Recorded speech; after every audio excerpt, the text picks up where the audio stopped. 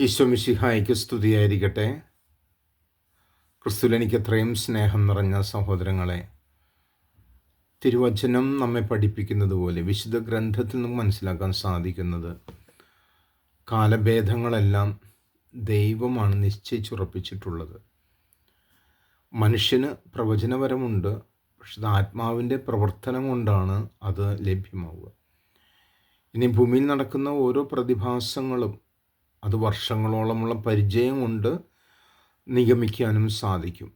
ഇന്ന് ലൂക്കായുടെ വിശുദ്ധ സുവിശേഷം 21 അധ്യായം 29 മുതൽ 33 വരെയുള്ള വചനങ്ങളിലൂടെ യേശു സംസാരിക്കുമ്പോൾ ഓരോരോ കാലങ്ങളിൽ മരങ്ങളിൽ ഇലകൾ കൊഴിയുന്നതും പുഷ്പിക്കുന്നതും ഒക്കെ നിശ്ചയിച്ചുറപ്പിച്ചിട്ടുള്ള നിങ്ങൾക്കത് പറയാൻ സാധിക്കുമെങ്കിൽ, കഴിഞ്ഞ ദിവസം ശ്രവിച്ചതുപോലെ ഭൂമിയിൽ അടയാളങ്ങളുണ്ടാകുമ്പോൾ, ആകാശത്ത് അടയാളങ്ങളുണ്ടാകുമ്പോൾ സ്വർഗരാജ്യം സമീപിച്ചിരിക്കുന്നുവെന്ന് നിങ്ങൾ മനസ്സിലാക്കുവിൻ എന്നാണ് ഈശോ പറയുന്നത്.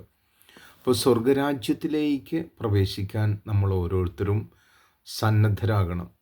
ഇന്ന് ഈ മാസം മുഴുവനും മരിച്ച വിശ്വാസികൾക്ക് വേണ്ടി നമ്മൾ പ്രാർത്ഥിക്കുമ്പോൾ ശുദ്ധീകരണ സ്ഥലത്തിലായിരിക്കുന്ന ആത്മാക്കൾക്ക് അവരുടെ പാപപ്രക്രിയകൾക്ക് മോചനം ലഭ്യമായിക്കൊണ്ട് സ്വർഗത്തിൽ ഇരിപ്പിടം കൊടുക്കുവാൻ വേണ്ടി ദൈവത്തോട് നമ്മൾ കണ്ണുനീരോടെ പ്രാർത്ഥിക്കുകയാണ്. മരിച്ചവർക്ക് വേണ്ടി നമ്മൾ പ്രാർത്ഥിക്കുമ്പോൾ ഒപ്പം നമ്മുടെ ജീവിതങ്ങൾ സുഹൃതതരമായി മാറുന്നതിലേക്ക് നമ്മൾ ദൈവത്തോട് യാചിക്കുന്നു.